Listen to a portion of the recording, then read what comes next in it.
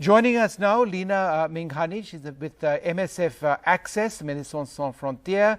Thank you very much for being with us, as we are your partners in this mission. How close are we to seeing a vaccine in this fight against COVID-19?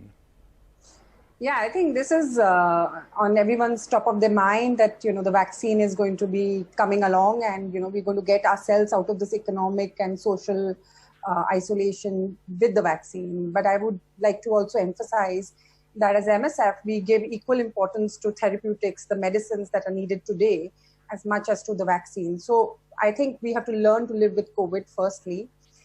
You have over 100 candidates. You have the best scientific minds on it. But what is really disturbing is that we still don't have a framework to decide about whether the poorest and the most vulnerable in the world will be ensured access to the vaccine. So if there's a breakthrough, India will be making those vaccines, because without India, you cannot move along.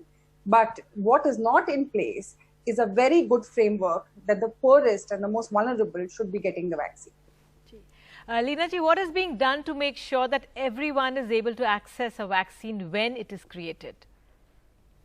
Well, there are a number of initiatives. The WHO is working on an allocation framework. You've got the Vaccine Alliance working on pledging money and raising money for the vaccines. You've got CEPI, which is the Coalition for Pandemic Emergencies.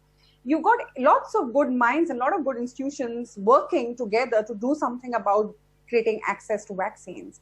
But actually what has really happened is, and this happened in 2009 as well, is that the wealthiest countries are already drawing deals with big pharmaceutical companies to ensure access to people in their countries. And that in some ways undermines the solidarity that we need at this point, is that whether you're rich or poor, wealthy or not, you should all be ensured access to vaccines. So I think in the coming year, I think the Vaccine Alliance, CEPI, WHO will all be tested in the ability to ensure access to the most vulnerable.